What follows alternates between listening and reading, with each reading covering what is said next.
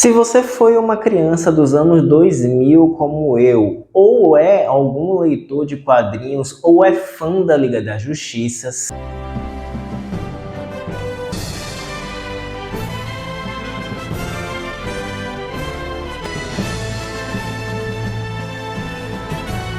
certamente hoje você consegue fazer algumas analogias com esse grupo de super-herói com a Organização das Nações Unidas, a ONU. E nesse vídeo nós vamos falar um pouco sobre os principais aspectos da ONU, mas também remeter às semelhanças que esse grupo de super-heróis de um universo fictício tem em comum com esse órgão tão importante para o direito internacional.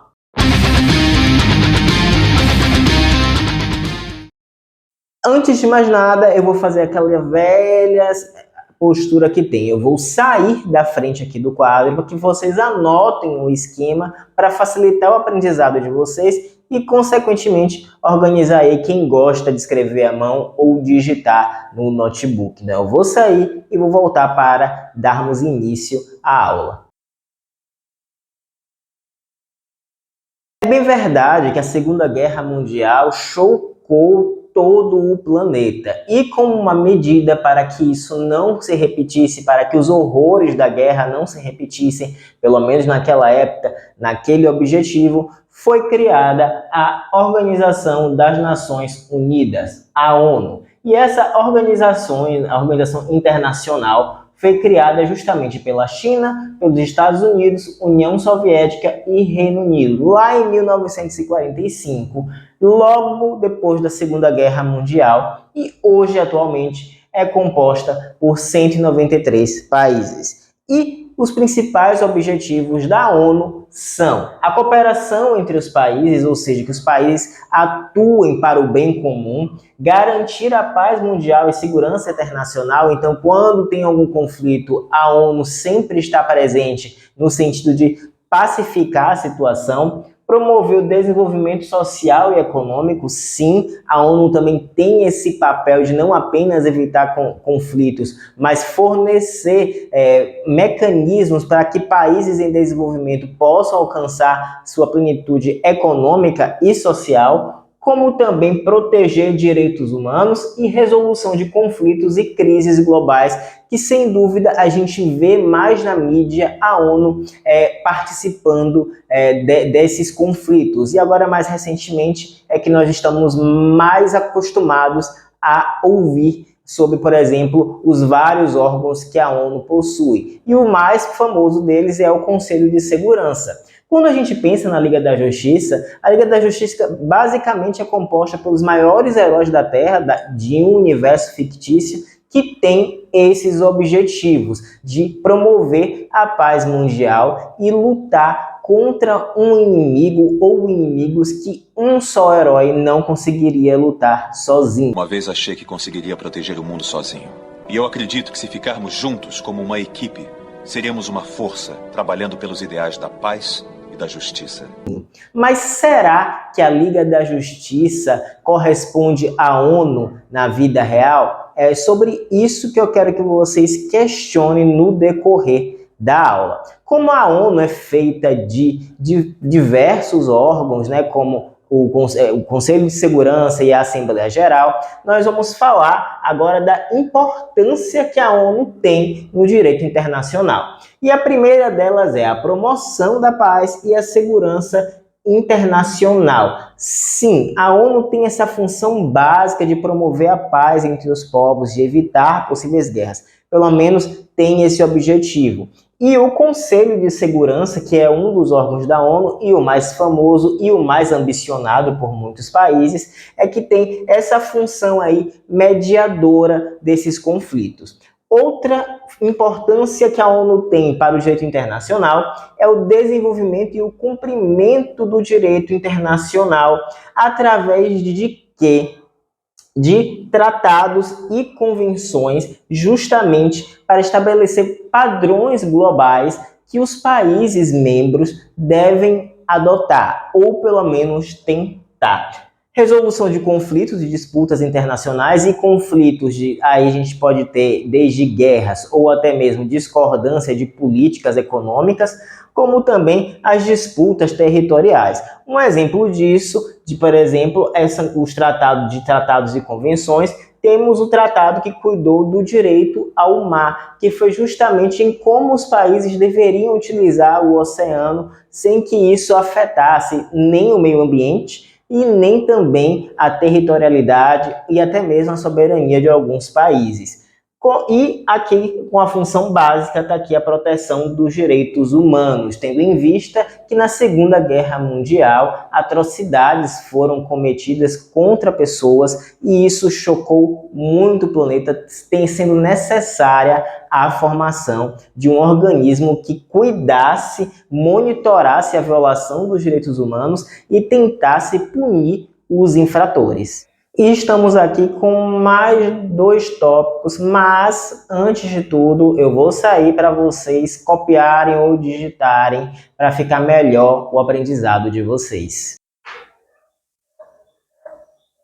Sei que minha letra não é das melhores, mas acredito que seja legível. E agora a gente vai falar, bom, a ONU tem um papel fundamental quando se trata de resolução de conflitos. Entretanto, a gente pode perceber que ela fica de mãos atadas diversas vezes e muitas vezes não conseguimos entender por que isso ocorre. E então a gente tem que entender qual é a força normativa das decisões da ONU. E a primeira coisa que a gente tem que ter noção é que a força normativa de qualquer decisão ou resolução que a ONU tome é variável, por inúmeros fatores, mas os principais são: quando essas decisões partem do Conselho de Segurança, né, que é o órgão mais famoso da ONU, ele vai vincular todos os Estados-membros. Quem são os Estados-membros? Os 193 países que pertencem à Organização das Nações Unidas.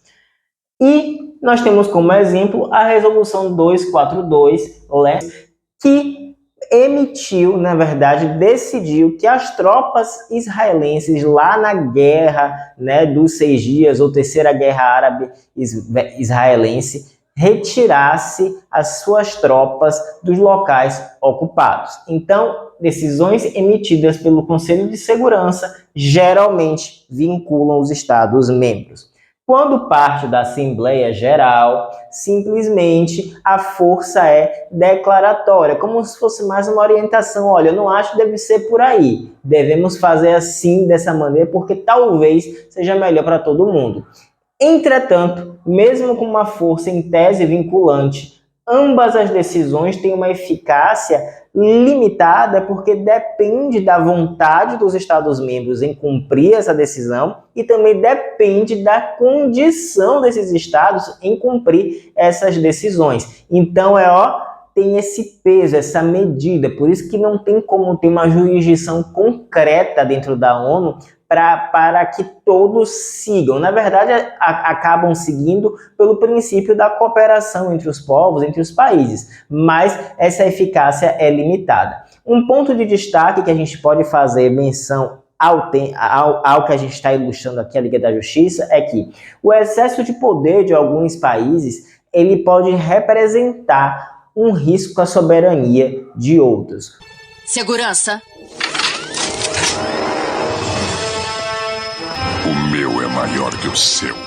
Por exemplo, na Liga da Justiça, nós sabemos que Superman, Mulher Maravilha e Batman são os mais conhecidos, os mais poderosos e têm grande influência nisso.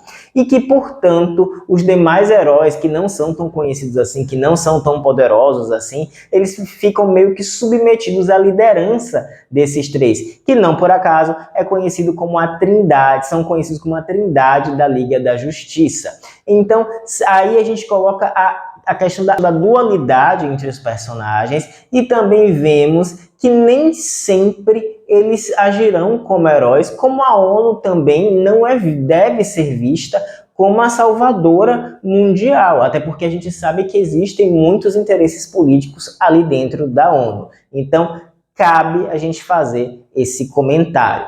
Quando nós partimos para a Corte Internacional de Justiça, que é o principal órgão jurisdicional da ONU, nós temos que entender que é uma jurisdição consultiva. O que isso quer dizer? Que eles vão emitir pareceres de variados temas, desde crises globais, crises climáticas, conflitos entre países, crises econômicas, crises sanitárias, enfim, vão emitir pareceres que podem ser seguidos ou não. Não tem essa obrigatoriedade ou sanções bem definidas. O que podem existir são sanções aí políticas, mas não necessariamente jurídicas. Então, emite pareceres sobre questões diversas.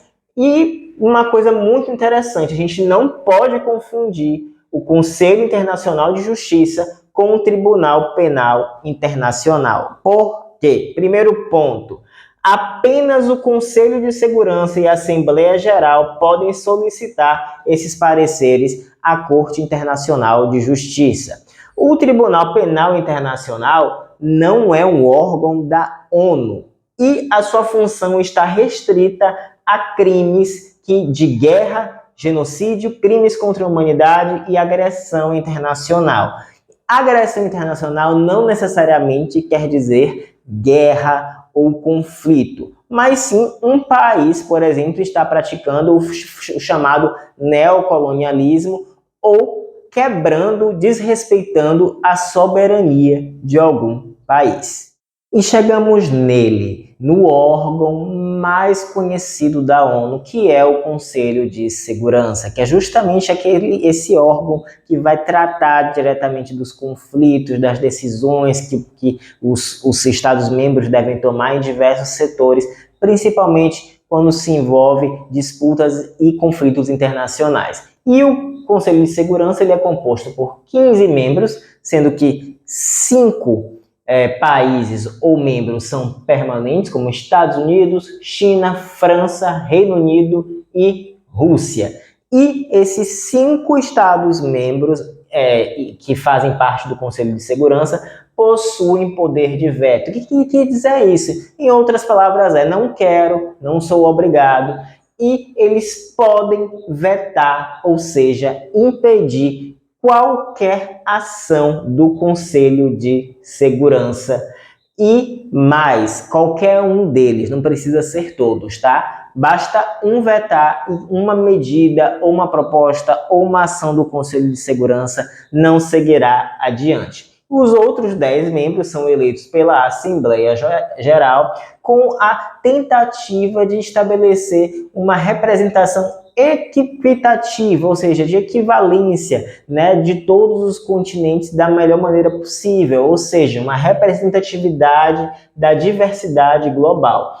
E, atualmente, o Brasil faz parte do Conselho de Segurança, sendo membro dos 10 membros não permanentes deste conselho. Um paralelo com a Liga da Justiça, quando a gente fala em poder de veto, é que o Batman, por exemplo, mesmo não tendo superpoderes, ele tem um plano de contenção para cada herói da Liga da Justiça, caso esse herói fuja do controle ou se torne uma ameaça para a humanidade.